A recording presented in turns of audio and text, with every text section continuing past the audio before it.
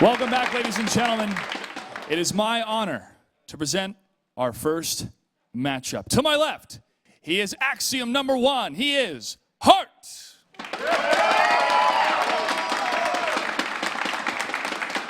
And to my right, get ready for bombing, ladies and gentlemen. He is Bomber. Gentlemen, congratulations on making it to the semifinals. Before we begin, Hart, any words you'd like to say? Yesterday, Bamo said, time to revenge, right? It's my turn today. Time to revenge. Thank you, Bamo. Bomber, any response? At the round of 32, I beat an Axiom Crank, and yesterday, round of 8, I beat an Axiom Alicia, and today, your turn. All right, gentlemen, good luck and have fun. Next up, the Mappy Toes. Back to the desk. Now that's what we like to hear from the players going into this semifinal. Some fighting words, QXC. Yeah, there's a lot riding. Not just his heart trying to take this championship, but he's trying to avenge his fallen team members. Everyone that's lost has talked to him. They've told him everything they know about Bomber, and it's time for Hart to take it back. He's gotta save the team, of course. Bomber is that solo guy that's come here, wrecked through, and had our longest series of the day yesterday to take out Alicia. So it wasn't easy, those victories over the Axiom players. And Hart, well, this is the best chance that he's gonna get. I think TVT is a really good matchup for both of these guys. Yep. And we'll just have to see. Usually the vetoes in TVT come down more to the players' preferences about playing mech versus bio. Some of these maps just favor certain playstyles. Alterzeme, probably the most common veto in this entire season, all season long. Just nobody wants to play on this map, and that's what Bomber's going to take out first. Hart taking out Waystation, which is, it seems to be vetoed by everyone. Yeah, it comes down to not only do you not want to prepare for the 2 potential spawns that you get, but everybody else vetoes it so much you just don't have a lot of practice on the map. Like most pro gamers, I imagine you don't veto a lot of maps when you're laddering, but Waystation, that might be one of the ones that you do. And Overgrowth, a pretty standard map to start out on, nothing surprising here. Probably the most well-liked of the new maps that have been added to the pool this season, and it kind of falls in place with Frost and King Sejong Station. Yeah, and these 2 maps, well, they may not look too special or too different in a lot of ways. These maps signal usually large aggression in the early game in the TVT matchup, and that has to do with Overgrowth. You can siege your opponent's natural from behind, making it kind of 2 separate ways that you have to defend. And on Sejong, there are just so many places to siege your tanks and either attack your opponent's natural or elevator into the main. I'm expecting this series to start off with very aggressive tempo. Yeah, it'd be cool to see an aggressive bang. And then moving on to Habitation Station, so the potential 3 maps to kick this series off. Kind of, the early aggression is a good move. And Habitation Station, with how small of an air distance it is, Banshees, drops make sense. It's kind of cool we're getting the more standard, larger maps pushed back a bit later, like Frost, and I'd say even Merry-Go-Round can be good for aggression too. Yeah, it's very interesting that both players chose to leave the not 2-player maps to the end of the series, which means if we go into that 4th and 5th map, we could see some very real gambling.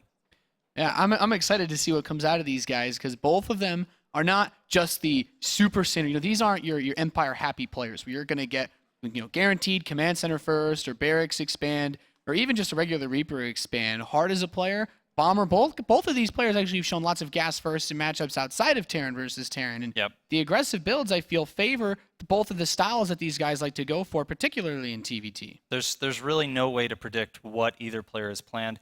Of course, they've only had 1 day to prepare for their opponent, having found out who they were playing just last night. I was talking to Hart a little bit. He said, yeah, I studied Bomber, but I also have to sleep.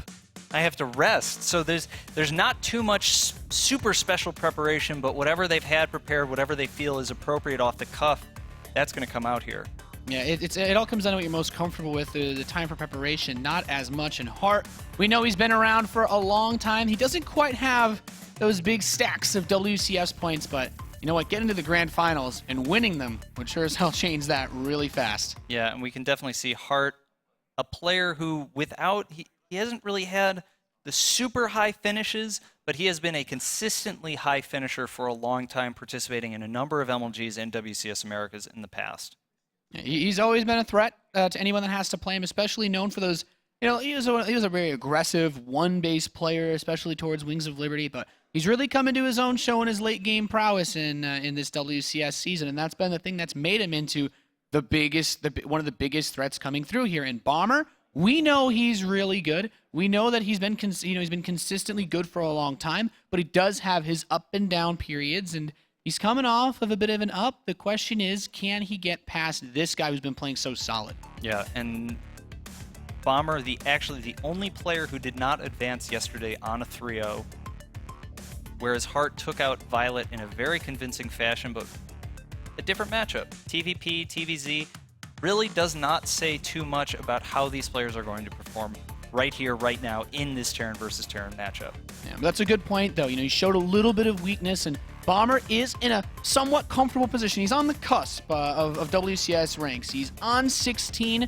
He's in a position where he could be very easily pushed down into the outside of that top 16, and then suddenly you have one more season, just a few more tournaments left to get yourself back up into that higher position. So this is a tournament where every place that he advances isn't just for the prize money of WCS America, it's ensuring that he can continue to play in the later tournaments, especially the global final of BlizzCon later. Yeah, BlizzCon being basically the most important tournament of the entire year. All the WCS events leading up to it, and every player is looking for their ticket to that big tournament.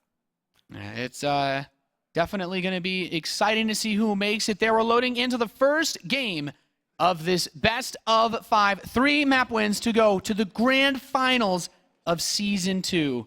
And for Terran versus Terran QXC, I think we can both agree this is going to be an awesome match. Couldn't be better. Could not be better. So Overgrowth is the stage to kick off this show. Oh, stage? Yeah, it's the stage, man. Are we playing Smash?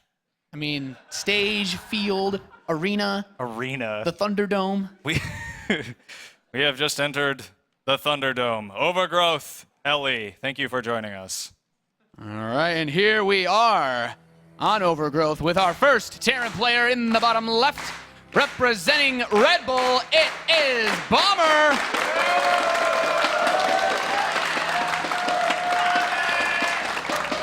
And in the top right-hand corner, he's watched his teammates fall one by one to Bomber. Can he bring it back? It is Axiom's Heart! Oh, early SCV. Oh, something crazy's happening. Oh boy. Here we go. He's breaking out the cheddar to kick off our top 4. In QXC, what is your favorite flavor of cheese on Overgrowth? Well, based on the timing of the scouting, it's most likely actually going to be a Proxy Marauder, which is a throwback to Wings of Liberty in a lot of ways. That build very much disappeared in the early phases of Heart of the Swarm because of how often Reapers were being opened. Reapers very strong against this build, but this map is not a particularly good Reaper map. Meanwhile, we have Bomber opening gas first, and in typical Bomber fashion, he may not scout. Yeah, I think we can both agree in Terran versus Terran, oftentimes a gas first player wants to get every extra mineral that they can. You don't want to send the SCV out early. And because of that gas coming before the barracks, your first Marines a little bit later, and suddenly this potential Proxy Marauder, Proxy Reaper can get a lot more damage done than otherwise would against a barracks opening. Right, and actually, the Axiom players must have strategized together here because we saw this exact situation yesterday with Alicia. Proxy Gateway. On this map. Against Bomber, yeah, and Bomber never scouted. He was able to put together what was magic, basically, a magic defense, because it didn't make any sense to anyone who was watching, but he was able to defend it, and we'll have to see how quickly Bomber can react to this, because it's really all about that split-second decision-making. You have to, as soon as that Marauder comes into Bomber's vision, he has to identify what it is and react exactly right, or he's going to take so much damage. But here we go. The first Marauder has started. Concussive Shell is researching.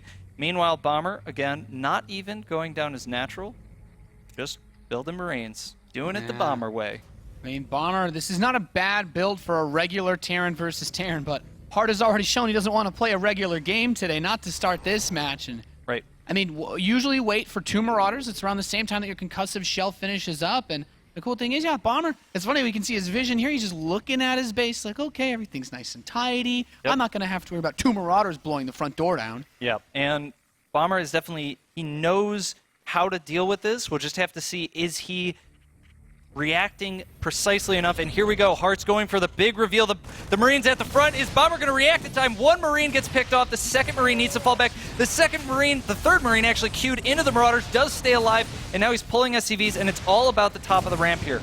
Bomber basically just needs to use those SCVs to buffer, buy himself time until that bunker gets up, and that Widow Mine. The Widow Mine is going to be a great defense here, but Bomber overextending a little bit with the SCVs down the ramp. Yeah, losing quite a few workers, and behind all of this, Hart is just setting himself up for the next push. These Marauders, though, they might be able to finish the job. They've killed a ton of SCVs, not able to kill even one. That concussive shell so useful in situations like this. The bunkers should be able to complete. The Widow Mine should plan itself, but I think Hart has gotten more than he was looking to get out of this initial push. Up 8 workers now at the 5-minute mark. He's going to send that barracks home, and he's going to kick off this factory. You know what follows this opening.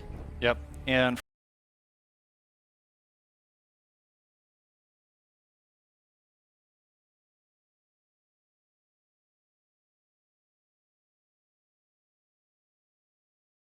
get behind now is the threat of either a drop or a Banshee. Because of how much damage he did to his opponent, the fact that he already saw that starport doesn't have an add-on, probably going to be the Widow Mine drop here, and we do see Bomber now loading up 2 Widow Mines, 4 Marines, and this is Bomber's chance now to bring it back. And it gets spotted immediately. A Marauder left at the watchtower for Hart, sees this coming. His barracks is almost like an observer watching it at this point. He knows what's coming his way. With Marauders with concussive shell, all he really needs to do is keep those Widow Mines from burrowing next to anything important. Right, but this is going to be a tough hold for Bomber, or for Hart. Right now, 3 Marauders, that's all he has at home. He has no production at all. No barracks, the factory isn't done with the reactor, the starport is just finished, and here we go, this is the time. Bomber's gotta make this work as good as he can. 1 Widow Mine does go down, kills a couple of SCVs, and does get the nice pickup. Save. Nice. Keeping that Widow Mine alive. Those Marauders, they don't quite do bonus damage to this. And look at this, dropping the Marines out by that weakened Marauder. Bomber, he needs to pick up everything possible, and so far, he's getting a little bit here, a little bit there, but that command center being done. Hart's economy is gonna explode soon. Bomber, he's following this up with the Cloak Banshee, but these Marines, well, note these Hellions should be pushed back for now. Yeah, and basically, Bomber has accepted that he's going to be on 1 base for a long time. He's identified his opponent's got that early command center. There's just no reason for him to try to expand. He'll just be so far behind. So he has to make do with this 1 base play for a long time. But this is TVT. You're down 5 workers. You don't have any kind of other macro mechanics to compensate for that. It's not like some of the other matchups where you expect to be down workers.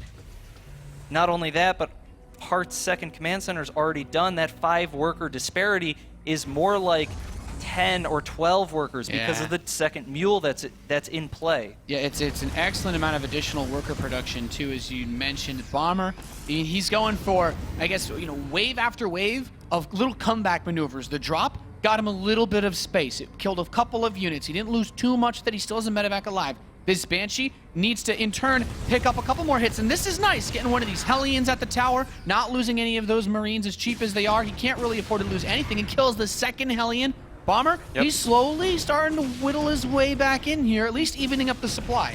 And here we go. This is Hart's time. He's got to react to this. He's kind of falling asleep right now. You got to Cloak Banshee.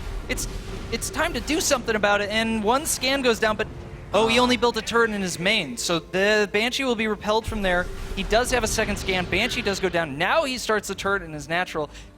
Hart's in a very good spot, though. He's still got that 2nd command center. He's still got defense against these Cloak Banshees, and he's still up quite a number of workers. Bomber is basically going to go completely all in on 1 base. You see he's got more Marines streaming across the map, more siege tanks. The Banshees just need to do a little bit more damage, keep Hart on his toes, keep him on the defensive, and then hopefully Bomber can make something happen with this follow-up. Yeah, this tank for Hart is so important to try to stop this attack. Without it, I mean, Hart can just set, Bomber can just set up right outside Hart's base. Siege is tank and slowly push him in, but now a second tank is out. Those Vikings, one of them gets picked off by the Widowmine, a good bait by Bomber, but still, it's not quite enough yet. I really don't see how he's going to make this work. Well, I guess unless Hart sends all of his units away in a medevac. Yeah, and the big thing here, oh, Hart actually sees the command center just starting now, so there's really no reason for him to be too aggressive. He's got such a tremendous economic lead. Your opponent's command center's not even done. You're almost at full mineral saturation. Hart can just defend and wait, but he's going to try and be a little bit aggressive here, do some counterattacks, and it looks like Bomber, he's trying to bring his siege tanks closer. And the hard part for Hart is he doesn't know exactly where to siege his tanks. Does he defend that back area behind his... Oh, the siege tank with 1 hit point. Nice save. And at the same time, that drop has arrived in Bomber's main base. Marines and Marauders, nothing really here to defend except a single cloaked Banshee. Should get to work on this Marauder, but he can always pick up, and Bomber still sitting outside of hard space. It's not a breakable position for him, and this drop can move over to the natural. Interestingly enough, that tech lab he's left there can see where all the workers are at any time. Yep, and actually Bomber realizes how desperate his position is. He's just going to lift everything into Hart's main. And Hart is completely out of position. He has no vision of this. He has no idea this is happening. If Bomber can move his siege tanks just a little... Oh, now he knows the Viking is going to not get that medevac, so the medevac continues unloading. And now Bomber has control of Hart's ramp. The siege tanks... Yeah, were Hart's siege tanks in range? Oh, and he's got the Banshee. He killed the Vikings, so he can hold him at this ramp. Anything that tries to move up is going to be in such an awful choke point that the siege tanks are going to destroy him. He's actually bringing all of his SCVs, Hart, to try to push this off of him. But Bomber, he's making it happen so far. He's killed all the main base workers. He's killed all the Marines. There's only a single siege tank. It's on the low ground. It can't protect this production. Meanwhile, in Bomber's base, Hart is continuing to do damage here, but I think Bomber has enough to defend his main base. It looks like Hart is being overwhelmed in his own main base. So many Marines here, that 1 siege tank continuing to do damage, and Hart at this point actually does not even have a starport. Any additional, how many Banshees? He's got 1 Banshee left. That Banshee is going to be almost impossible to kill when it's protected by those siege tanks because all he has left are Marines. He doesn't have any medevacs. Oh! Nice the 1 run in. Widowmine and the siege tank survives with 4 hit points. This is, Bomber has really been doing a great job of making this happen. Running over toward the mineral line of the natural. He's splitting his forces up perfectly. And now he's going to try to hit the siege tank from 3 different directions. He's got a medevac loaded up to drop on top of it. Marines running down the ramp. But Hart, his production is still rolling. He has so many barracks. As long as he can push this off of him, he has enough production to keep the Marine count high. And he does. Not much left in his main base, save 1 Widowmine and 2 Marines. And Hart is now stabilized. The biggest factor in this game right now is if we look, I guess there's not an easy way to do it, but if you think about the upgrades right now, Bomber has no upgrades for his Marines. No stim, no shields, no +1 weapons, no +1 armor. Hart already has stim, shields, and +1 weapons. As soon as he gets a sizable enough force, he will be able to march over the map, and it's going to be so difficult for Bomber to hold. Meanwhile, the SCV count has equalized, but the upgrade disparity is king here. Yeah, in Terran versus Terran, when you're trying to fight with just Marines versus Marines, every upgrade is basically a fight, winner or loser. And now this Banshee, there's not really too much opportunity because, yeah, you could try to poke a tank, you could try to poke a Marine, but that's not how you're going to kill Hart at this point. You need to somehow shut down his unit production because he has 5 barracks. Losing 1 or 2 units is not going to be enough to kill him at this point. Right, Bomber's production is really in shambles in a lot of ways. He's only now going up to 4 barracks. Stim has just started. Hart has several minutes of timing window to make something happen here, and Bomber just desperately needs to use that Banshee to keep Hart distracted, to kind of make him think like, oh, hey, I might have upgrades. You don't know, just look at this Banshee. And meanwhile, Hart going for a drop here. The siege tank just barely in range of these Marines, and it does scare Hart. No, does it scare Hart? I don't know. He doesn't seem too scared to me. No, he's, just trying to stay outside the range of that tank. It just barely misses the end of that ridge. And the Banshee's been nice as a threatening unit to keep Hart in his base, but now Hart's moving out. He's got medevacs, he's got his tanks, and as good as Bomber is, as much as he's done to bring this game back, it will take a miracle to hold off this attack and get his own upgrades together. Yeah, and here we go. It looks like that Banshee did not scout this army moving across the map. Bomber's forces right now are really not concentrated in any kind of way to defend a frontal attack. You can see they're all spread out. And actually, Hart's Heart's not even going for a frontal attack. He's going to drop right into the middle in the same place that Bomber dropped in his base. Siege tanks sieging up, Marines streaming in from all different angles, but the upgrades are going to make this so hard for Bomber to clean up. And he's using his medevac to try to pull some of these units around, but he has held for now. He's cleaned up the Marines. His base, that Banshee even comes in the back, trying to pick up a siege tank. Not quite enough, and how is this supply still this close, QXC? Yeah, man, it's really, the SCV count has actually shifted in favor of Bomber. Hart making a great pickup, a 6 health siege tank, and Hart he just didn't have enough information to plant his army exactly where it needed to be. But Hart is not giving up yet. He's got a huge set of reinforcements coming across the map. His medevacs have started production again, so he's hitting a very strong medevac count. He's occupying the center of the map, controlling both watchtowers. Meanwhile, Bomber is stuck in his base. Bomber's vision right now, he has no idea what's going on anywhere. He's basically playing a lot of guesswork. Hart scans the natural here, and he's going to move in. He's going to try and siege an aggressive position. And it looks like Hart going for a soft contain right now. Yeah, this is really scary for Bomber. The advantage is if he can catch Hart moving in, he does have his stim pack upgrade. But you know, you mentioned something earlier, QXC, the potential to siege the natural from behind. That's exactly what Hart's going to do. And this is just one of those incredibly frustrating positions that's so difficult to break in this matchup.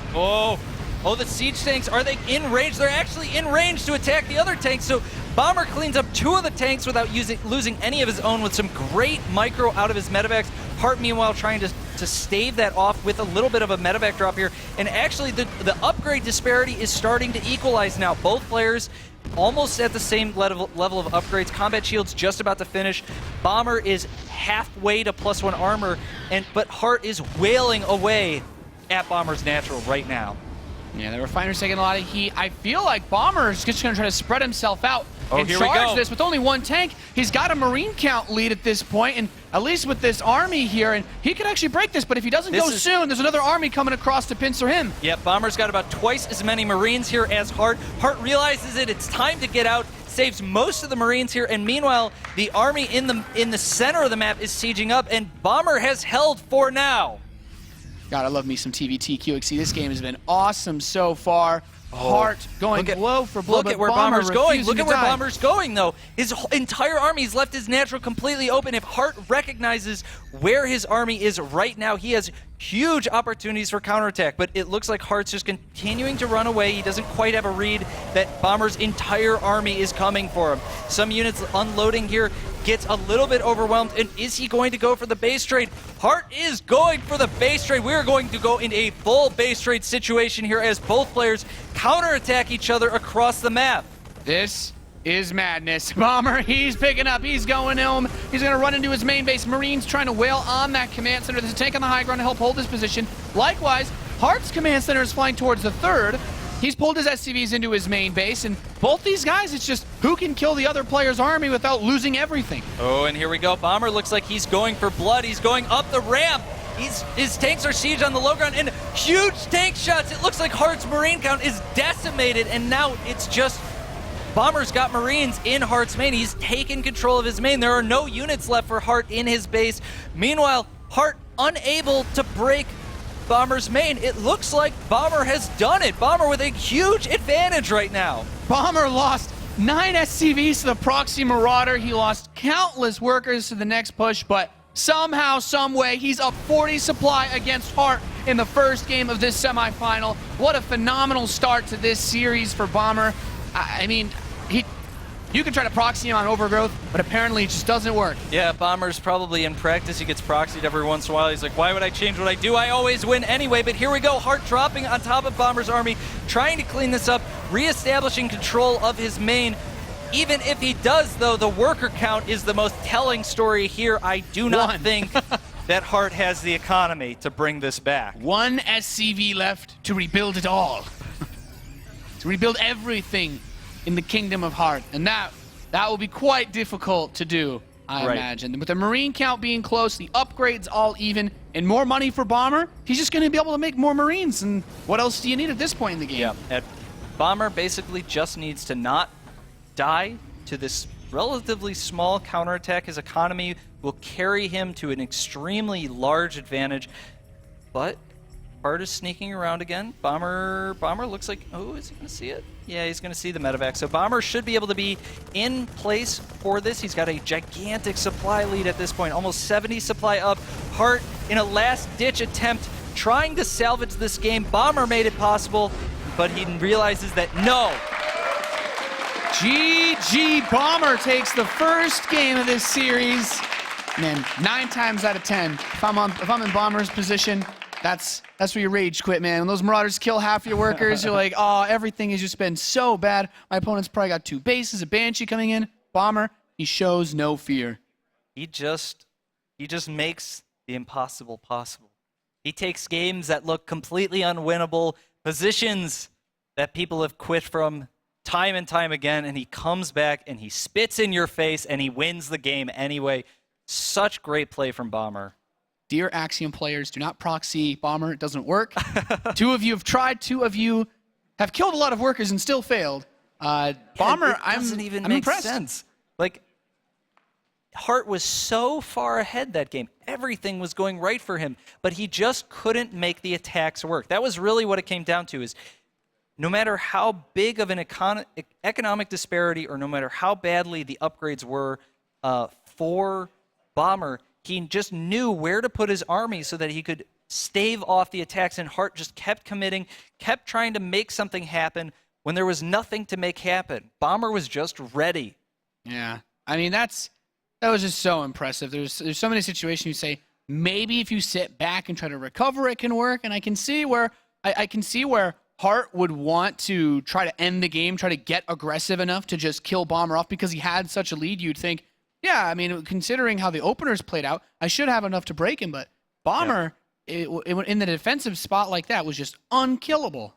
Yeah, and I think the final push back that allowed Bomber to take that was when he dropped those siege tanks and he was able to kill 2 of Hart's tanks for free, basically. Yeah. That opened up that position, allowed Bomber to swing around, go for that big counterattack, and the reinforcements from Hart were just not there in time to support that isolated army.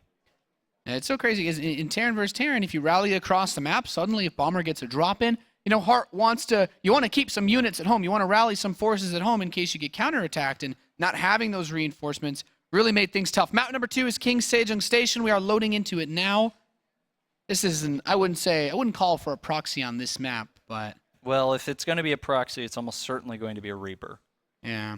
This is a pretty common map to do that Reaper opening, either like a 8 barracks, 8 gas, 8 supply, 8 barracks, 8 gas. There's a lot of different ways that the Reaper can jump into the main. There's lots of places you can proxy that barracks where it's very hard to scout. But we'll just have to wait and see what else Hart has prepared here.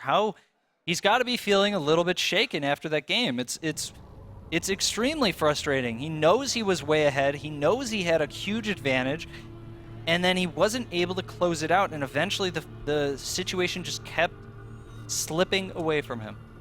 Yeah, definitely a loss of a lead for this player here. Our first player of this game in the top left. He's down 0-1, needs 3 games to win this series. It is Axiom's Hart.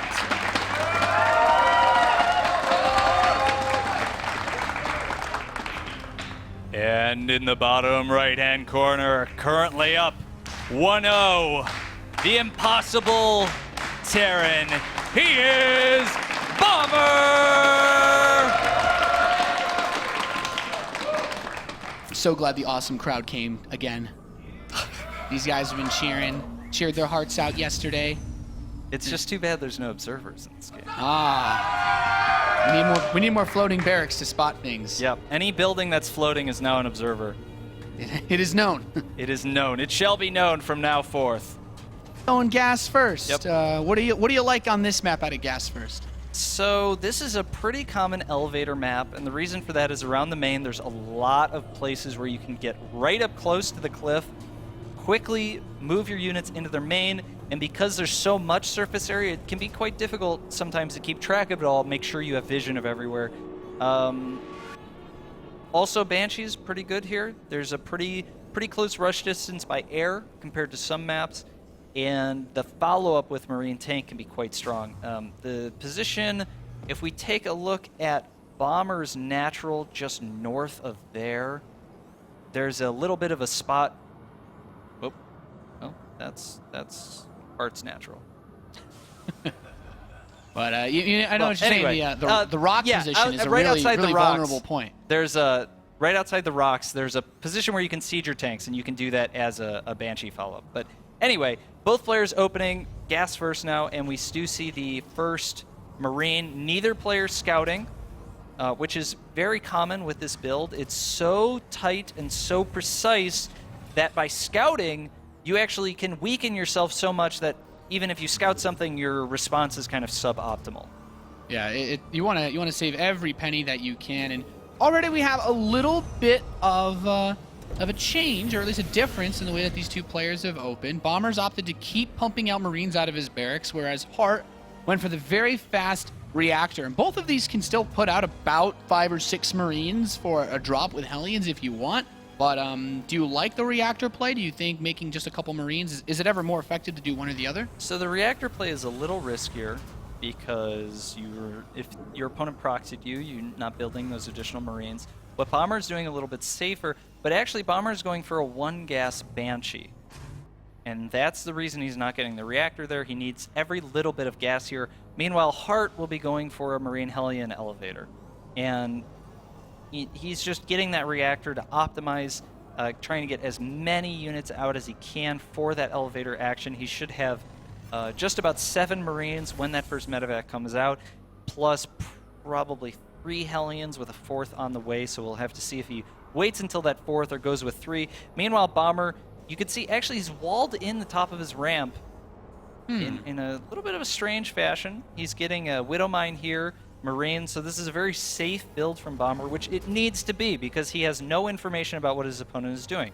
This is a build that Bomber has obviously spent a lot of time thinking about. It's like, well, if I'm not going to scout my opponent until my first Banshee comes out, and that'll be basically at 7 minutes, how can I be safe against everything? And this is what Bomber has decided to do. He's going to wall in his natural. He's going to get a fast Widow Mine. Widow Mine's going to burrow. As soon as the Banshee finishes, he may start a Viking, and then he's just going to go from there. He's got his eBay in time, and is he going to scan soon? Meanwhile, Heart is getting ready. He's in position to make this attack work, and the Widow Mine is not quite in position. He's probably a little bit surprised at these units at the top of his ramp, and he does see the Banshee coming across the map, so Heart needs a Viking at home. Meanwhile, at the front, just a little bit of play back and forth. Yeah, you can kind of see where this setup that Bomber made helps to hold these units back, but Heart's like, okay, I'll just kill your factory in that case. Thank you. You kind of need this building, You Bomber. cannot afford to lose your factory. If Bomber actually does lose his factory, that's a huge loss right now. That's going to make him very vulnerable. But in the main base of Heart right now, the Banshee is going to work, already up to 6 kills. Heart now pushing into the main base of Bomber, and Bomber's his entire army has been decimated. This one Viking needs a lot of SCVs. Give him a big hug. He needs the support from you. And the Viking able to clean it up with his circle of SCV slaves. Meanwhile, the Viking doing a little bit more damage. The slaves come back and heal him up a little bit more. The Viking getting down to almost 7 hit points. This Viking, he's going to work. And he's actually going to chase that away. His harem is following him to the ramp. And meanwhile, Heart actually rallying his 2 Vikings in now that he has cleaned up the Banshee in his own base. But if we look at the workers lost right now, it's about even. But if we look at the command center timings, that's the real story here. Well, actually, it's kind of a story. It's kind of weird, though, because Bomber is ahead in... No, wait, no. Bomber's just ahead. Just kidding. Bomber is ahead. He has more workers and his command center's done earlier. So out of that entire exchange, Bomber definitely made the best of it. Heart now trying to do whatever damage he can. Bomber actually made a second Banshee, though. Yeah. Still, oh no, Cloak is researching. He's getting a very late Cloak. Yeah, a very late Cloak. Heart sees the Cloak. He should be responding with, the eBay's not quite done yet, so Heart will be getting the missile turret in just a moment here. I really like these 2 Vikings that are parked over that starport, waiting for the Banshee to pop out. Trying to do some damage there, and that also gives him a sign whether this is more Banshees, because that could also be a Raven, depending on what Bomber chose to do. And the problem for Heart right now is the Banshee's in his base, and Cloak is about 10 seconds out, but Bomber needs to keep this Banshee alive until Cloak finishes. That's going to give him a huge advantage here. Heart needs to get those turrets down as soon as possible, and is the Banshee... Oh, Cloak just finished, and the Banshee goes down. Heart in a little bit of a lucky spot there to just get that Banshee just in time. The turrets are now going to be able to get down, and ooh, no turret in the main for Hart. So this could be pretty devastating. I was going to say he didn't have to scan, but he just dropped 2 mules, so all of a sudden, no detection. The Banshee, though, it's going to go for add-ons. He's assuming that there was some level of defense. Okay, now heading over to the inner line. Should be able to get a few kills, and this is nice. He's picking up every little bit that he can. He's forcing the Vikings to come back, and he can actually maybe park himself here and just deny this gas for a little bit. Well, the 1 Viking out will deal with that, no problem. And actually, a second Viking siege finishes. Tanks drop with 2 Vikings and a lot of Marines.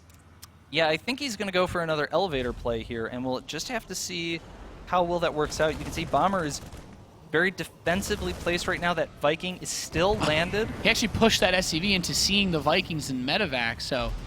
But that missile turret moving up here is going to be a little awkward, but the siege tanks can clear that from below. A nice scan. Oh, he really needs that Banshee to help defend against this. He does save it for now. Missile turret hitting that Viking. But I think there's still at least 1 more scan available. Yeah, there is 1 more scan available for Hart, so that Banshee really should not be able to be the hero of this situation. And pushing into these tanks, this is getting really awkward, but Bomber has Stim. He could try to just overwhelm this force in 1 fell swoop. Yeah, and that's definitely what Bomber is going to go for. He wants to accumulate just enough units here to make that happen. If Bomber commits to a fight without accurately judging how sizable Hart's army is, he will just lose the game outright. If he cannot clean this up in 1 swoop, he'll get too far behind, so he's just waiting, accumulating as many units as he can, trying not to lose anything.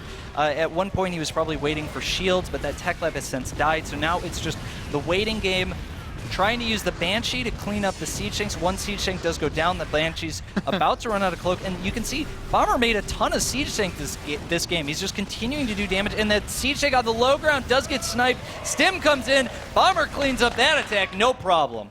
Bomber showing some fantastic defense in this series of very large attacks. Still, though, took a little bit of a hit from Hart in that engagement. However, he's got his natural still situated. He's mining his natural gas, which allows him to afford to keep building these siege tanks, and he's going to get his 3rd command center. I'm liking Bomber's position, but Hart, he's getting a nice bit of production set up as well back home at his base. Yeah, so we had a big disparity in terms of upgrades and things in the previous game, and then Bomber ended up coming back from that disparity and winning it. Now the disparity is in Bomber's favor. His combat shields is about halfway done. Hart's Stim is minutes away. His combat shields is about 2 minutes as well. Hart has just started +1 weapons. Bomber's already started +1 armor.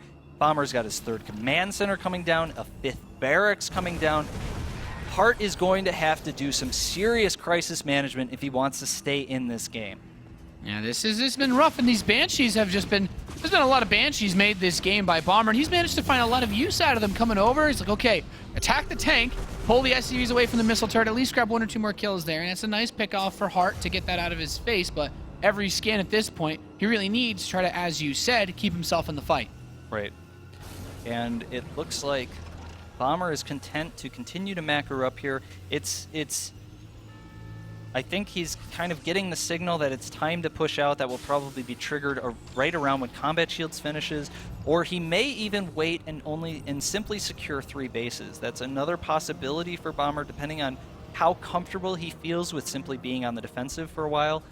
But Hart, because he doesn't have those upgrades, really, his first opportunity to be aggressive will be in about 40 seconds when Stim finishes. Any attack that happens before that point will be extremely favored against him, and so he's basically just spreading out his siege tanks, making sure he's not taking any damage, and waiting for that moment. Yeah, this is just one of the... You want to take things nice and slow. If you can find a way to harass and get an edge back in, go for it. But this medevac that moves out to the left side, it does get spotted by a Marine that Bomber has at the Zelnaga Watchtower, so he already knows that this attack is coming from Hart, and he'll turn over towards the Watchtower. Yeah, he'll be able to kill these 2 Marines, but makes that attack you lose the surprise. Right, and this attack, instead of being an attack, what this will be is a map control force. He's going to use it to take the Watchtower, remove spotting Marines, check for Bomber's 3rd. He's no longer going to try and go straight to Bomber's base and do some damage.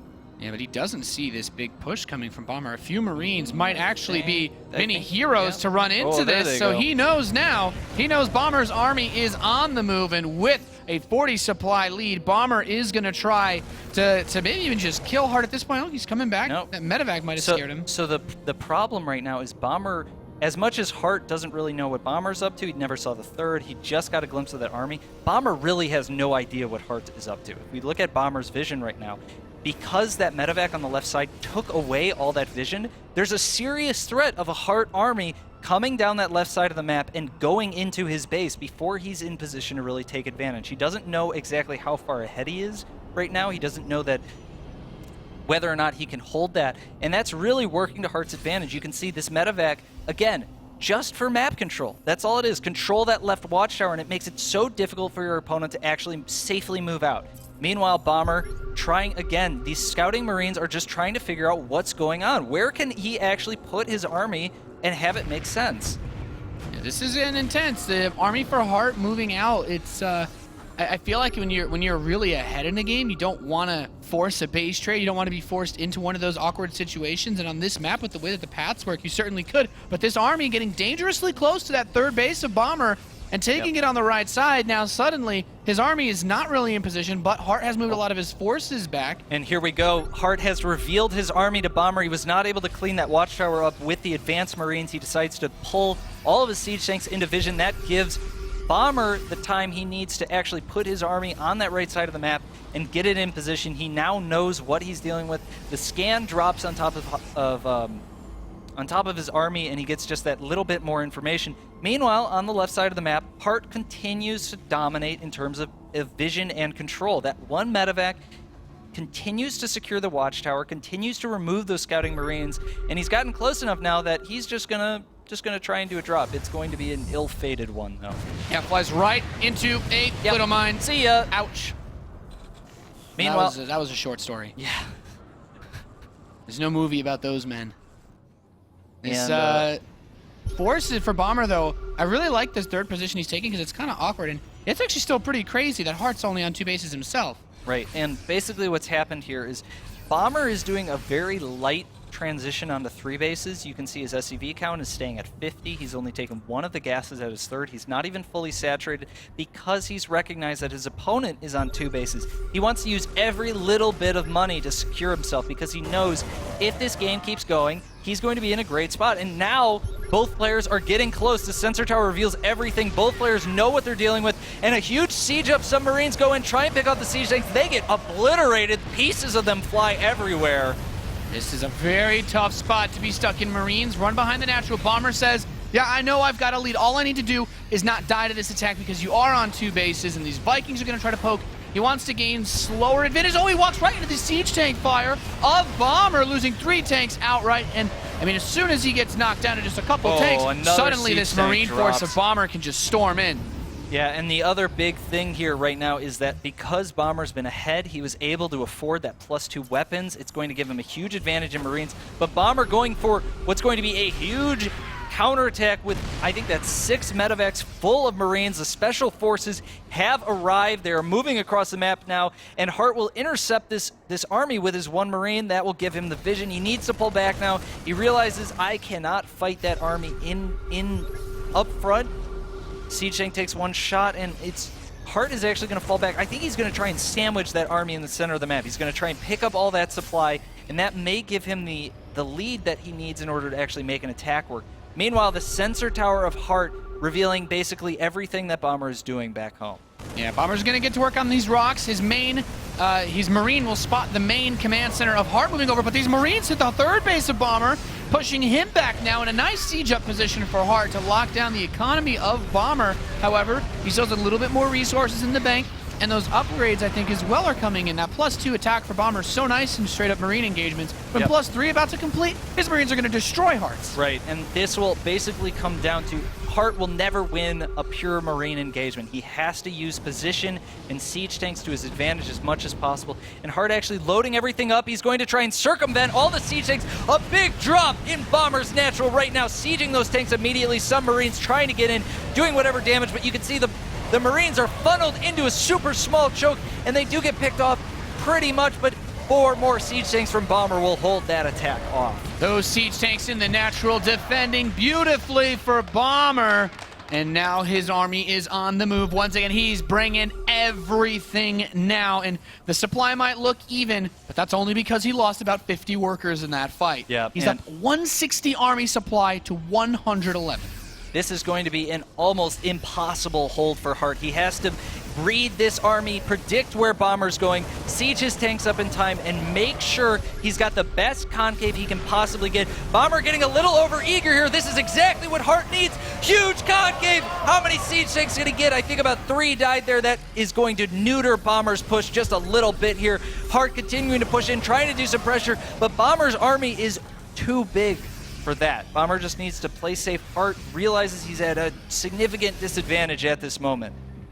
Yeah, Hart really wants to bait Bomber into the siege tank fire, but he's still got a reasonable income because he floated his main over to that third base position. He's pulling in some nice money with the worker lead that he has. As good as mules are, Bomber, he's not even close in economy. He's not even mining gas anymore at this point. Oh, and a desperate pickup from Hart. He picks the 2 medevacs up that would have seen this incredibly huge army coming across the map.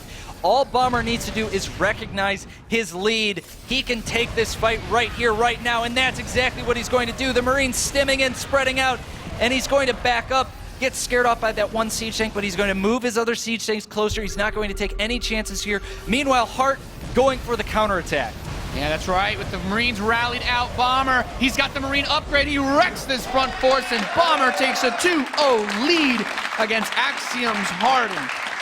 Man, talk about some fine footwork from Bomber in this match. Yeah, and we definitely see Bomber excelling in that mid and late game. In that opening, he definitely came ahead, but he never, ever was put into those very awkward positions that Hart had been put into in that previous game. He was on the defense, he was impeccable. On the offense, he was cautious, he was careful. He made sure that when he attacked, his attacks worked. Yeah, that was a really crazy way that both games started, especially. You said the mid game seems to be where Bomber just lights a flame and just starts going. He lost his factory after a gas first opening. Yeah, man, what? That's usually not something you recover from. Oh, I forgot that he even killed that factory. I never even paid attention to him rebuilding it, but that's a huge investment in terms of you're going to basically be behind upwards of a minute on siege tank production. You could be about 2 siege tanks behind, not to mention the 100 gas that you have to put into that factory. And actually, that pretty much explains why he was making so many Banshees. He really had no choice. He's like, well, what am I going to do with all this gas? I'm not building Reapers. I don't even have a factory right now. I guess I'll get Cloak, make 7 Banshees, and harass my opponent to death. Yeah, that was it's a really crazy situation. But Bomber, he's really been showing that he can stand strong. And we know that Hart is a good player. He's done builds that I think are solid. Proxy Marauder, maybe not quite as standard, but the follow-up, the mid-game that he played was still okay. But it just doesn't seem to be quite enough to shake Bomber's confidence just yet. Bomber's been really holding strong for someone that's been knocked back so much in the early game. Yeah, Bomber, he's done, one of the things that's kind of been setting Hart back is he's been committing to attacks without properly getting information about them. We saw him try and medevac drop on Sejong, but he didn't really know what was there. He ended up dropping into units that were ready for him. And meanwhile, Bomber was keeping his supply relatively intact, always scanning ahead, always checking, being very careful. And I think that was the biggest thing that set them apart in those 2 games. Yeah, let's, as we are moving through this best of 5, let's hear a little bit more about the game. We got Roddy over at the social media desk. He's going to do some analysis for us. Let's see what Roddy knows about some good old TVT. Not nearly as much as you guys, so I wouldn't even try. But I do really enjoy the series so far. I think it's an awesome series, very back and forth. Both players showing that they're evenly matched. In game 1, Bomber definitely on the ropes, but Klong is way back into this game with a lot of small moves. I think both players so far throughout the last 2 games have shown us a lot of really cool little micro tricks here and there. And I actually want to take a look at a little bit of the action on Overgrowth, because Bomber was definitely in a pretty dicey position. This is the moment where Bomber lost like 7 SCVs at home, so he decides to counterattack. And look at a couple of the small things he does. Starts dropping, immediately picks up the Marines because he doesn't want the Widow Mine to focus fire. Then the scan goes down, he's like, nah, let me pick up the Widow Mine. Really good play, like 2 really good moves in the blink of an eye. And if we fast forward a few more seconds, Bomber like sees a low HP Marauder, bam, drops the Marines immediately. I feel here he could have even pushed the issue a little bit harder, but of course we see that the Hellions are 15 seconds away. And like he can't know that, so he had to play it safe. Now the Hellions are here and this party is over. But Bomber with 3 little cute moves over here in a 7-minute game, which is really important because in this phase in the game, every unit is very important. Either way, Bomber is still pretty far behind because he lost so many workers early on. So if we just fast forward a little bit, we see Hard macroing up. But until we're at that point, we can just talk a little bit about the general things. Because, you know, this is a series that Hard could have also been in a 2-0 lead. Even that last game, you know, on Waystation, in the end, all of the tanks being so incredibly exposed. If he has his Marines in a better location, perhaps we're looking at a different game. I thought this was a great push by Bomber, you know, like as soon as he picks up all the units, drops them in the main, and you really felt like, wow, this game is just swinging the other way now. Suddenly, Hard is on the ropes. Somehow, you know, we can just fast forward this entire push. Hard decides to drop. Bomber is like, hey, if you're dropping me, that means less units at home. Perhaps this is my only moment. Even though I have no stim, I have no combat shield, I'm gonna try to make the best of it. And he really did make the best of it. Trades so many units, keeps these tanks alive for an extremely long amount of time. So definitely like found his way back into this game. Not there just yet, but getting closer and closer. But he had to do so much damage over here. And yes, he did quite some damage, but was it enough? Well, his production, like QXC pointed out, was not rolling up to this point. He didn't have the upgrades yet, so Hard tries to find openings. So, you know, it just starts running around. Bomber tries to be safe, and Hard is like, you know what? I'm just going to drop everything in the corner of your base. And I thought, okay, there's almost no way that Bomber can deal with this. He's down 25 army supply. One of his tanks is really exposed. He still gets a couple of good shots off. And look at this one tank that pops right now. A horrible position for that tank to pop out. Bomber's like, well, let me just pick it up, drop it back.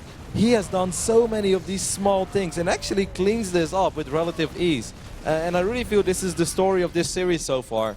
And this is pretty much all I want to talk about the Overgrowth game. Even though it was a very fun game, I think one of the most fun games we've seen in the last week. And we've seen a lot of good StarCraft games, but just a lot of really cool small moves on both sides. TVT, it's hard to make the difference. Of course, you know, you're working with the same unit, so you're going to have to do some things better. And even though Hard is definitely, you know, playing with confidence as well, just like kind of showing that he's not afraid to mix it up and throw some crazy openings to Bomber. Bomber is holding his own with a lot of small moves, even when he's behind, doesn't panic yet, keeps microing. And this Bomber in TVT, he's still got the magic, man. He's playing better in TVT than he has been in the other matchups. At least that's what I think. But he's not there just yet. It's 2-0 in this best of 5. But of course, you know, he needs to win one more game. And Hard has made some ridiculous comebacks in single games. I'm pretty sure he can do it in a best of 5 series as well. But it's going to be hard for him because I think Bomber is playing pretty damn good today. And that's all. Back to you guys. Thanks, Roddy. Bomber certainly is playing, I'd say, on another level compared to that series. We saw, you know, a couple slip-ups here and there in the match against Alicia. That series became really close. But Bomber's, he's on the verge of making a straight sweep in the semis to go right to the finals. Yeah, and he's looking solid. And no matter what happens in these games, he seems completely unfazed. He's able to pick himself up, make the best decisions he can. A lot of players, when they get behind like that, they start to doubt themselves, or like, well, this position is unwinnable, so I'm just going to pull everything. I'm just going to go for an attack. I'm going to do something that doesn't make any sense because I just don't think I can win if it goes longer. Bomber, with so much confidence in himself, able to come back from what seems like any position. Really, really remarkable games from him so far, and we're going to need to see a new man out of Heart if he wants to bring this series back. He is one game away from elimination here at the WCS America Premier League Semifinals, and we are loaded into Habitation Station for our third map, potentially the final map of this first series. And our first player in the top left, in red, he is a comeback king here so far from Red Bull. It is Bomber!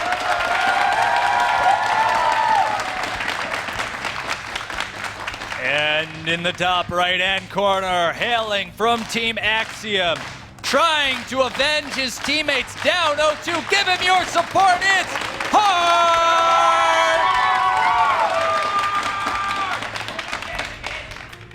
Hart definitely has a little ways to go in this series. 3 wins against someone who can win after being down a base, down 10 workers.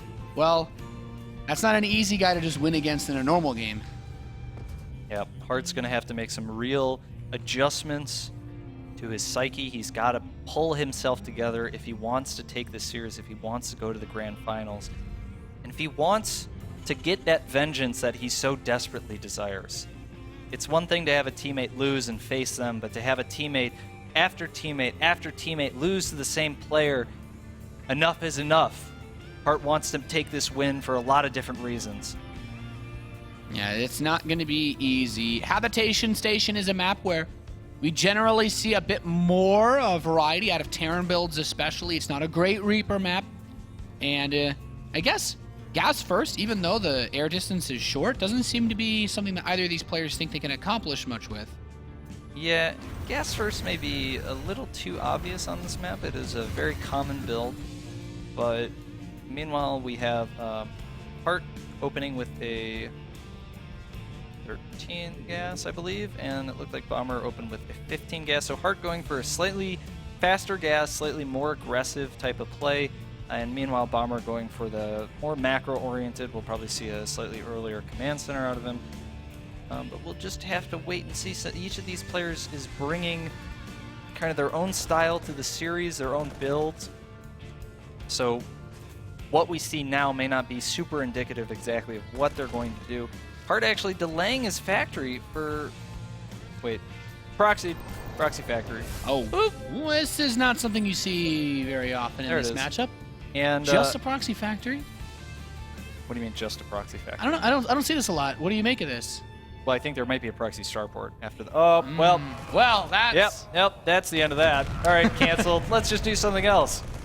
How about not a proxy factory? Oh yeah, that seems good. All right. That's what Hart's going to transition into. The Marines did a good job of making sure there were no unapproved buildings on his property. Yeah, that was that's one of those nice little plays that separates a good player from a great player. Bomber's aware of the possibility of plays like that. Especially the other thing that tipped him off is his SCV was in Hart's base for a very long time. He never saw the factory start. Yeah. He never saw an SCV try and build a factory, and so that kind of gave him an idea like, hey, maybe you're doing a proxy, but. Either way, Bomber a little bit ahead in the tech here. That proxy factory delaying things rather significantly, about 30 seconds. Because Hart's factory was delayed, he's able to get that command center a little bit earlier, so it's kind of a weird, unusual tech path already. Yeah, certainly. I guess weird is probably the best way to put it at this stage. Bomber picking up that small little win earlier on. By delaying that, which means any aggression that could come from this is going to be delayed. And this allows Bomber to hit a little bit faster with what he wants to do, and that is this medevac. He has been building Marines constantly out of his barracks. Not really investing too much in the factory tech, though. Just that single defensive Widow Mine to cover his natural ramp. Right, and the faster starport from Bomber should give him some tempo in this game. He should be able to take control of the flow of the game as soon as that medevac gets out. And Hart's basically going to be on his back foot. And Hart recognizes the need for the early Viking. There's no point in him getting an early medevac because it will just be slower. And it also leaves him open to potential Banshee timings. We'll have to see. This is usually right around the time where players will be scanning their opponent. Bomber actually going up to 60 energy. So he's waiting to see what this medevac reveals, whether or not he needs to use that energy for a scan. Flies almost directly into the Marines. Is he going to try and... Oh, 2 more Marines come out. Focus fires the Widow Mine. That does go down. And it looks like the Viking's actually going to land a lot of Marines on the ground here. Hart able to clean that up. Nice defense by Hart. Yep. Yeah, I think a very solid hold of that. One, at least, nice thing for Bomber is that he kept his medevac alive, but that's one of those attacks that can, if that Widow Mine plants and suddenly splashes on those Marines, that can almost be game over sometimes. Yep. That could easily have gone in a very different way, especially those 2 Marines that popped out of the barracks, added that extra little firepower, able to snipe that Widow Mine before it gets down. And now, actually, Hart with a significant advantage at the moment. He's up multiple workers. His command center is already in his natural, which means the floating time from the command center in Bomber's main to the natural, that's going to come about in SCV. an SCV and a half, depending on exactly how long that takes and how quickly he starts SCV production when it stops. The other big thing is that Bomber does not know about the Banshee follow-up.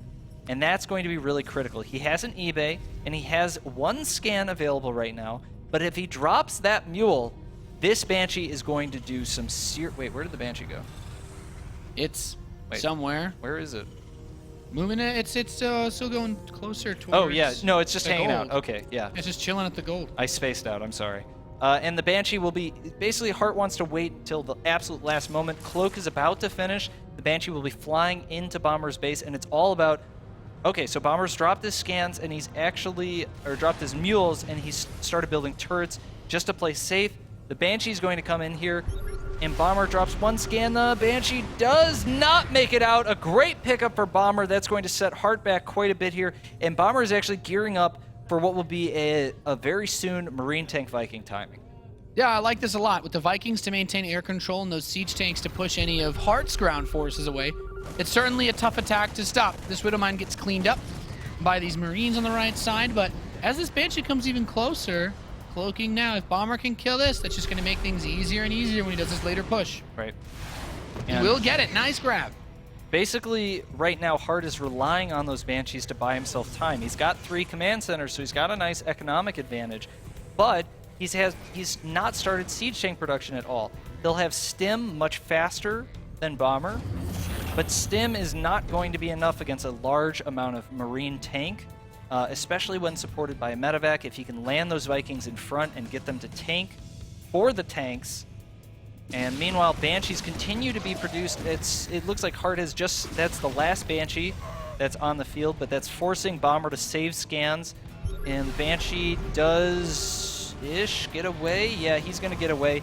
The Banshee will swing back around, continuing to do pressure. Meanwhile, Bomber pushing out, trying to get as close to Hart's base. But actually, I think Bomber may have lost his opportunity here.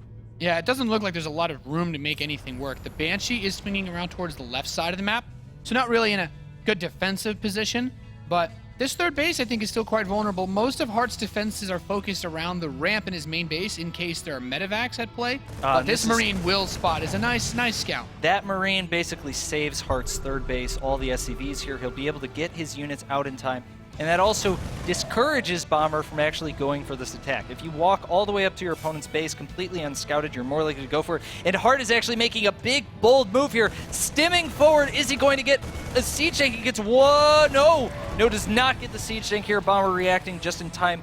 And Hart deciding to pull back. Did not want to overcommit there. But Hart in a really good position right now. He's already started +2 weapons. Oh, man. He's got combat shields almost done. That +2 is going to be really nice, especially since he already... The only thing he actually doesn't have is... He didn't get the armor upgrade himself, but that's still a big lead. Yeah, he started the +1 armor on a second engineering bay. Right now, Bomber is actually basically stuck on 2 base, which is a really weird turn of events because it doesn't feel like a whole lot has happened in this game. It's like, well, how did Hart get up to 3 bases so easily? And it's basically the Banshees. The Banshees forced so many scans out of Bomber that it reduced his overall mineral count, and then Hart played with a fast third command center out of that Banshee, which allows him to get ahead as long as he doesn't get punished. The Banshee gives him the harass that he needs to keep Bomber off his back, and actually Bomber's going to go for a drop? That'd be quite a doom drop with all these medevacs from Bomber. But you make a really good point. All the scans, those 5 or so scans he spent on Banshees, if each one of those is a mule, in a mule's life, it mines at least 240 minerals. That's it's almost 1,000 or so extra resources that he could have gotten out of his resources by now to get a third command center, to get additional production with, if that Banshee hadn't been so annoying. So you also have to consider the fact that every Banshee build costs Hart resources. Yeah. And so the disparity is more like 100 minerals if the Banshee doesn't do anything at all. But as we saw, the Banshee was doing damage. And actually now Bomber is on the defensive on 2 bases. It's extremely hard to imagine what he can do at this point, loading up a lot of medevacs, but Hart continues to scan on top of his army. As long as there are scans there, the medevacs can't really go anywhere. And if Hart was watching very closely there, he would have seen the medevacs boost away. And this is what Bomber needs in order to take this game back. Yeah, he needs to get a huge amount of damage done with this drop. He has 4 Vikings on top, but But there's a one Viking to spot for Heart, and he has the sensor tower. There's a Widow Mine in place, defensive siege tanks, a ton of defensive Marines. I'm hard-pressed to see how he makes this work. Heart is totally ready for this, and I would actually argue he may be... Oh! He wants to be... What you want to do is kind of be ready, but not feel ready when your opponent scouts you. Yeah. He drops the siege tanks, kill that Marine real quick, get back in the tank. All right, let's go get some food. But Heart completely repelling that attack, and now Bomber has some opportunities to clean up the contain outside of his base. Basically, the drop at Heart's main forces a lot of units at home. It pins a lot of units back. It's the same kind of idea when mutas go to harass the Terran's base, forces units home, then he swings those medevacs back, and he tries to break the contain before reinforcements get there. I really like the sensor tower that Heart built outside Bomber's base. If any of these forces at that gold position for Bomber try to move down and pincer this, he'll be able to see it coming. And Bomber, he's going to step down his ramp. He's spreading his Marines. Heart needs to get in position, but the siege tanks for Bomber are actually beautifully placed coming down from the gold base at the same time. And Bomber will be able to break this contain, but he still has a long way to go, QXC. Yep, even though the supplies are relatively close right now, but Heart sitting at a very significant upgrade advantage, a very significant production advantage. Heart already up to 8 barracks. He's got 2 factories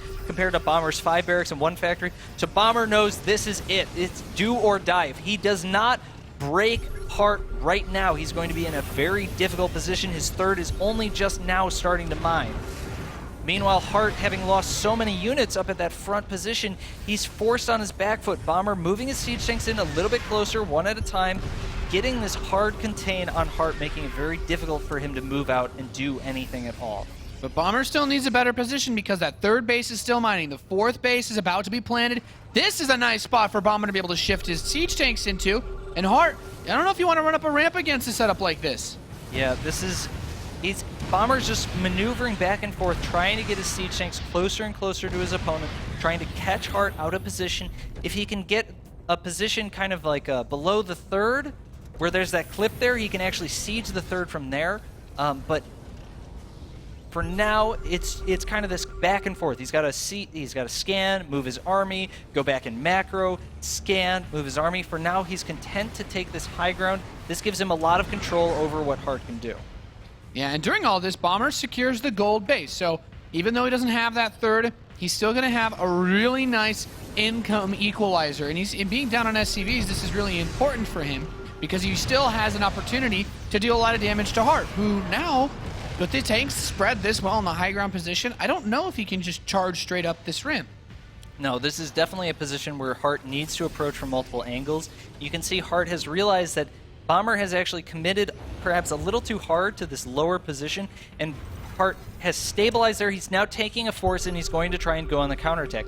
Does Heart notice that SCVs are mining there? Almost certainly. He's going to move his siege tanks up within range of that high ground, and Bomber is just a little bit out of position, but Bomber has recognized the change in flow of the game. He's brought his entire army back here, and I'm not sure there's enough units for Heart to hold this position. Bomber moving in, trying to stem, trying to spread his units out. Siege tank sieging up. But a lot of Marines still left for Heart. That one the siege upgrades tank. on Heart's Marines are insane. He's 3-2 versus 2-1. Those +3 attacks, he rips through these Marines like they're paper. And Bomber, look like if the upgrades are even and he takes that fight, I think it becomes a whole different ballgame. But now Heart's set up to potentially swing in from the south and push from that watchtower while he's still secured this fourth base. And this is only getting more and more difficult for Bomber as time goes by. Yeah, and I think Bomber is getting a little bit desperate here. He's trying to siege tanks within too close, but he knows that if he doesn't get this third mining, there's no hope for him. Whatever he can do to get that third mining, and Bomber's going to go for it, or Heart's going to go for it. They're both going for it right now. Marines, a big fight going on here, but the upgrades are going to reign supreme for Heart. GG's! Heart not going to be swept under the rug today in the semifinals. It will set the series to 2-1. And wow, the real big reversal of roles compared to the last game where Bomber had the extra base, Bomber had the 3-2. In this game, Heart just did not make any mistakes. Yep, he got a little bit ahead. Well, how did he get ahead? Oh, the Banshees. Yeah. The Banshees' opening just put him in such a good position. He was able to get that fast third. Will not allowing it to be punished, and Bomber just felt he just kind of got chipped down over those couple of minutes until he was in a position that he was just behind from. Yeah. It's a really difficult spot to be in, especially on that map with how many tight chokes there are that you can siege up a natural like that. Although, as you said earlier, I think it's like usually the 2-base player is sieging the 3-base player early on, not the other way around. And Yeah. if your opponent gets enough of a lead and they spread out well enough, it was actually almost a miracle that Bomber was able to break that position, because usually you have to funnel yourself into such a tight choke that the tanks just destroy you. Yeah, Bomber did a really good job of using his medevacs to pull Heart's army home, and then bringing his medevacs back before Hart really responded to where the new change in the engagement would be. And from there, even after he cleaned it up, he was just still so far behind. 2 base, no armory, only 5 barracks, 1 factory against Heart's 8 barracks, 2 factories going into 2-2 or 3-2 at various points in the game. And Bomber's comeback skills were not there that game. No. But still a great series we've had so far. We're going to move on to Frost for map number 4. And I'm excited to see where this one goes. This is the map that begs for those long, even macro games, lots of positional play in the late game. And there's still some potential for early aggression, but I'm looking to see maybe a bit of a switch up in terms of the focus of the strategies this time. Yeah, and because it's a 4-player map, there are opportunities to gamble here with Command Center First, 2 racks Reaper, things like that. Things that we wouldn't normally see on a 2-player map. Yeah, that's right. And our first player on this map, in the top left, the red Terran player, representing Red Bull, it is Bomber!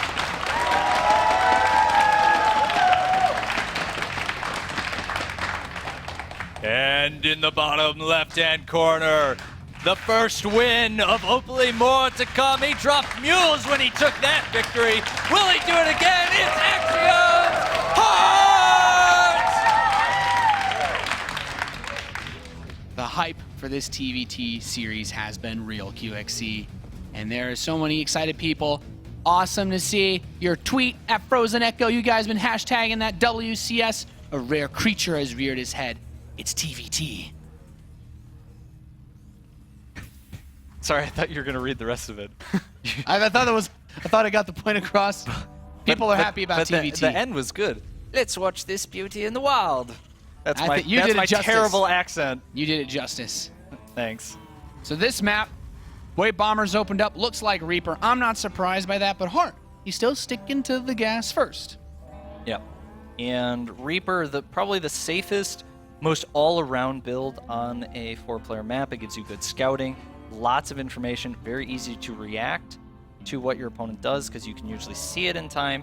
Gas first, very aggressive. Gas first is almost always very aggressive, and whether it's aggressive with that first Banshee, that first Hellion Marine elevator, or it's with that Raven Viking Marine tank timing, you're always looking to make some damage happen sooner rather than later.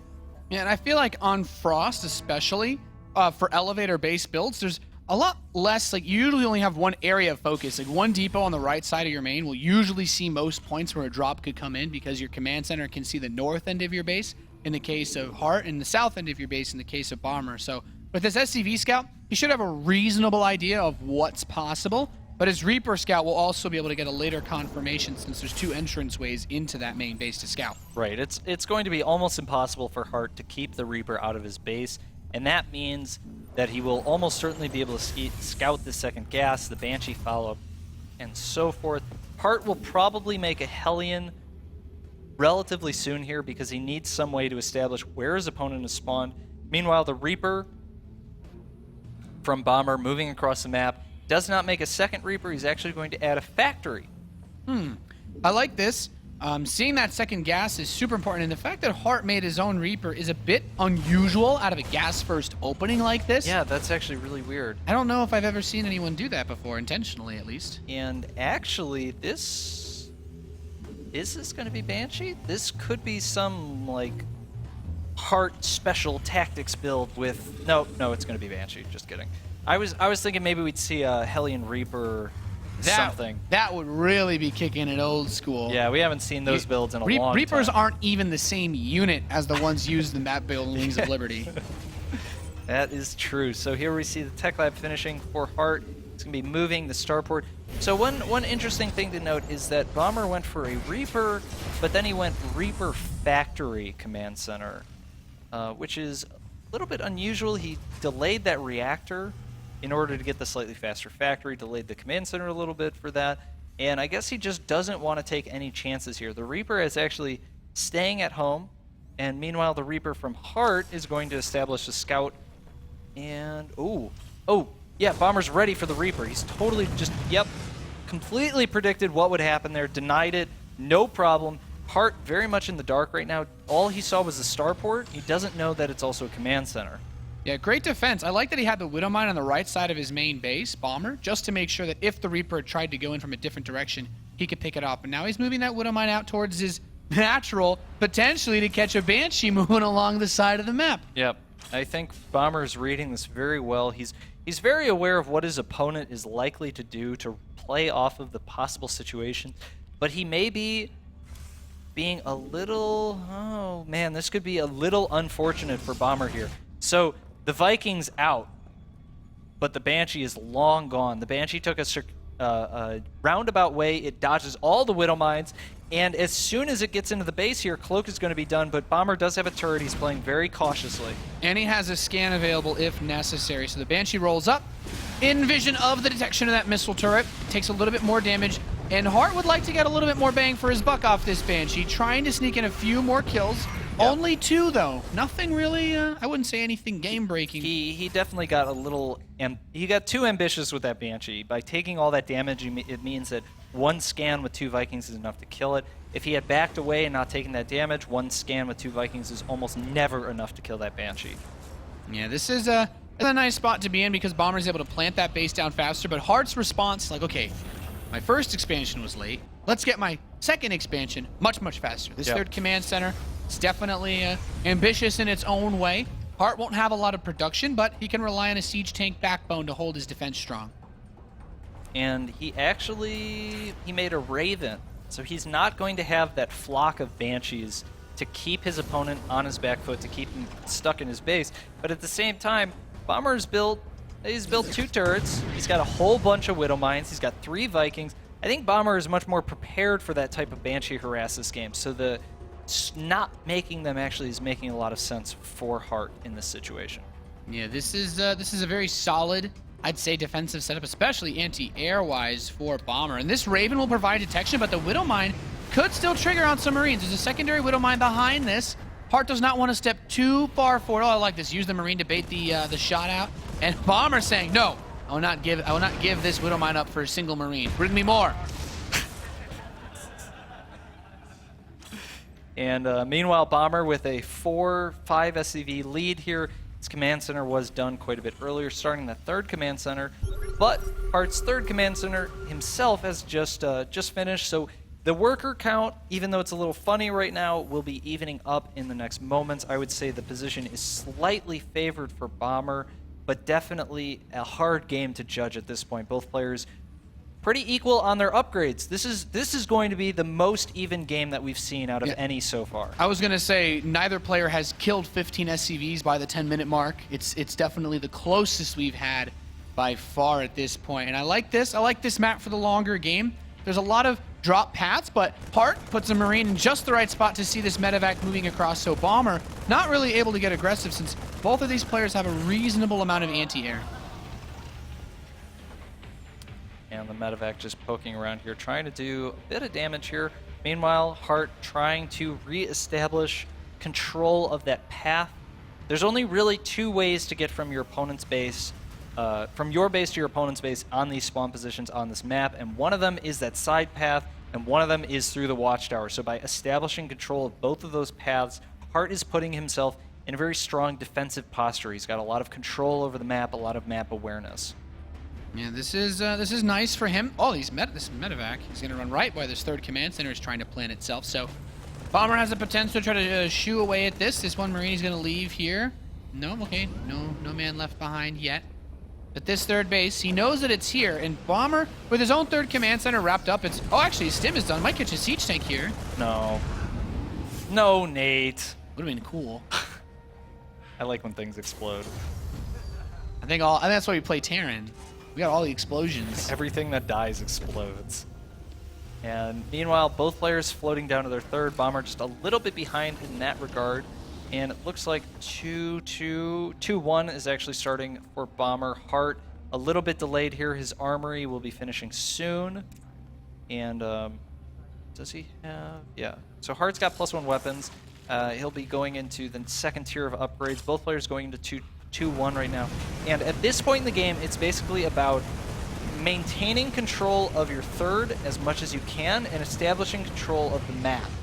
So what that means is sensor towers, missile turrets, spreading your units out so that you're not as vulnerable to drops, and then placing units strategically around your base so that you control the major avenues of attack and defense. And that's what this battle on the left side path is all about.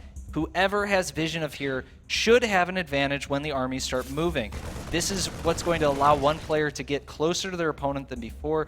And actually, Heart should see...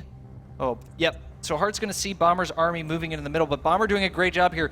Using that drop to pull Heart's attention away allows Bomber to take a dominant position here if he can continue to get up. And Heart's positioned a little bit too well, but Bomber now has control of the flow of this game. He's kind of in the center. He's got all the watchtowers locked down. He's removed Heart's vision from that side path, and he's actually going home. I think he feels like he may have overcommitted a little bit. I think what it is he lost control. I think he lost vision of Heart's army too, because he doesn't have he doesn't have the west path covered anymore. Right, and so that Bomber is playing very cautiously, even though we see that there's no attack coming on the west path. Bomber, without constant vision of his opponent's medevacs and army, it only takes a couple, what feels like a moment. It's really more like 20 seconds, but when you're playing the game, you're so interacted, you're so busy. Just a moment of losing track of your opponent, and all of a sudden they're doom dropping your base, or they're unloading in your production line. Bomber realized that he was leaving himself too vulnerable, falls back. He's going to reestablish his position, reestablish control. Meanwhile, Heart recognizes he's got to control that left side if he wants to be able to play this mid game. Yeah, as the upgrades finish up, I love both players just constantly sending Marines to that left side. You really don't want to get backstabbed when you go for a large push. That's the real arena of this match. Right. Right there on that left side. And that in the watchtower. Right now, Heart totally in the dark. This makes it very difficult for him. He may be walking into a trap here, scans ahead of time, playing a little bit more cautiously, but now Bomber establishing a strong control of the watchtower. Meanwhile, Heart, again, cannot control that left side alley, and this is creating a real weakness for him. You can see how many units Heart is committing to the left side. He's committing almost 30 Marines to kill 3. And this could leave a serious vulnerability in the center of the map. Bomber, meanwhile, with the superior vision, is able to commit his army a little bit stronger, but now he's going to fall back in order to defend this potential counterattack, because Bomber's lost track of exactly how many units are coming up that left alley. Meanwhile, Heart, using the left alley to pull Bomber back, tries to set up an aggressive position, and he's actually pushing way too much. He doesn't have vision, and Bomber is going to swarm all over him. Siege tanks, he's going to get every single siege tank falls. Bomber taking a dominating position in this game. Meanwhile, Heart realizes that his only chance now is to make this counterattack work. Heart, 1, 2, 3 siege tanks fall. Bomber just needs to hold on to his main base. He's got a lot of forces moving towards Heart. He's bringing most of his siege tanks back, but these Marines are looking to go for that base trade. He's not willing to give his own base up just yet, though. These Marines running into the natural of Bomber, stepping up the main ramp, and once they're on this production, there's one siege tank here to help shell down on these forces. He's actually trickling through them nicely. The siege tanks on the low ground will really do a good job of holding this together, because Bomber still, he's neutralized a lot of the army outside the natural, but he hasn't quite gotten to the production, and Heart's just going to tap out. Bomber advances to the grand finals of Season 2 of WCS America Premier League. And you can see a smile on his face. I don't know what he expected coming out of that, but he definitely shows it now. He's happy for that win. He's grateful that he was able to take a very decisive move in that final game. Taking out all those siege tanks clinches the win. Bomber Yeah. takes it. I mean, you said it. He committed a ton of Marines to the left side of the map because he didn't know what was there. He didn't know if Bomber was splitting his own army up, and he wanted to make a potential counterattack either towards his base or towards a fourth base that could have been planted there as well. And Bomber sees an opportunity. Yeah, 8 tanks are great, but when there's no Marines to support them, you just got to split. And at that point, those siege tanks aren't going to do anything, especially when they're on siege. Just a phenomenal way to take advantage of a really, really rare situation in this matchup to just take all your opposing tanks out. Yeah, and this is another hallmark of a champion. He's not just playing StarCraft, he's playing his opponent. He recognizes that he's playing against a human. Humans have limited reaction time. We have limited perception. And by removing that vision, systematically putting Heart in the dark means that there's so many more possibilities for him to consider. He'd never even thought that those siege tanks would be waiting in the dark for him, walked right into that trap. Yeah, that in Terran versus Terran, a lot of the positional and movements comes down to being able to see where your opponent's army is, having vision of those alleyways, the watchtowers. And when you're in a spot like that where you need to make decisions to split your forces up, usually as the aggressive player, it's easy to get caught off guard, Heart trying to move out the map. So unfortunately for him, his WCS America run ends here. Top 4 finish, not too bad though. Yep. And Bomber will move on to the grand finals to face the winner of Hyun Pig Baby. Let's hear from the man himself. We've got Bomber up on the main stage with Clutch. Go at it, guys. Congratulations, Bomber. You're now going to the finals for WCS America Season 2. First off, against Heart with that hyper-aggression in the first couple maps, what did you focus on when he was so aggressive at the beginning of those maps? I know his style is very aggressive, so I try to little bit defensive style. But third game, I lost because his style is too tight, so 1 game lost. Only one game. As you prepare for the finals as well, you really wanted this victory because now you also have a seat into the Caspa Cup. So now that you're going into the finals, how does it feel knowing that you're going to qualify in a good seed for the Caspa Cup in Korea? At the start of this season, one of my goal was get the Caspa Cup seed. So I'm very happy now. But there is so many Protoss, so I'm very worried about it. Who would you rather face then in the next series? Would you rather face Hyun or Pig Baby? Both of them very, very good players, so I don't care who comes to final. But I think I can beat them all. Bomber, this crowd has been going nuts for you this entire tournament since you've been here in California. Anything you'd like to say to your fans as you prepare for the finals? Thanks for cheering. Congratulations one more time. We'll see you in a little bit. Let's throw on over to Roddy for some analysis. Thank you very much, Josh. And of course, congratulations to Bomber. A really important victory for him. Not only because it is the final of a major tournament, but also because he gets so many WCS points guaranteed now. And of course, last year he was close to winning it all at BlizzCon, and he wants to come back. I thought it was a really cool TVT series, very dynamic with a lot of cool moves. We already went over that, but as amazing as it was and as fun and entertaining as it was, it came to a pretty abrupt ending. And, you know, I immediately had a deja vu to the game they played on King Sejong Station, where Heart was, was a little bit behind, but he was putting himself in an okay defensive position. And suddenly all of Marines ran to the left top, and all the tanks were exposed, and he lost all the tanks. And that's really when Bomber, took a big lead. And the same thing happened on Frost. We can just go ahead and jump into the game. We're going to keep it real short because, of course, we're ready for our next PvZ as well. But, Heart is setting himself up over here. But look at that massive army he has on the left side of the map. He did not see this massive army of Bomber in the middle, and suddenly all of his tanks are just here. And he's like, well, yeah, I have a lot of tanks, but I have no Marines. All of my Marines are out of position. And if you give a window of opportunity to a player like that, if all those Marines are babysitting the tanks, we have a much longer game. We have a drawn-out game that, look at the production tab, is actually, pretty damn even on either side. But throwing away 6-7 siege tanks against someone like Bomber, if he sees a window of opportunity, he's going to capitalize on it. I also love the crisis management once more by Bomber. He showed Overgrowth a couple of really good decisions to abandon his natural, abandon his turret at the right moment, and he did the exact same thing over here. Immediately, like sending the tanks back home, and still base trading with the bio units. Just a lot of correct calls, and we know how it went from here. Hard trying to kill as many units as possible, and for a second it looked like maybe he's going to be able to do some real work with those Marines, but Bomber making the correct call, sending the tanks at home and still attacking with the Marines, means that he will advance to the WCS America Grand Finals, and that's the first time in his career as well, so we're really stoked. Of course, I'm really stoked because Bomber has promised me to take me to Vegas, and now suddenly he tells other people, like James, our translator, has asked Bomber, he's like, is this thing for real? Are you really going to Vegas with Roddy? And he's like, well, Roddy keeps pushing me, so I kind of feel like it. That is not true, guys. This was all Bomber's idea. Bomber said, if I win, we're going to go crazy. I was like, okay, Bomber, it's not really my thing, but if you want to do that, we'll just do it. It's going to be an amazing grand final regardless. I'm super stoked for the PVC. So for now, we're going to have to a very small break, and after that, we'll be back with Hyun versus Big Baby.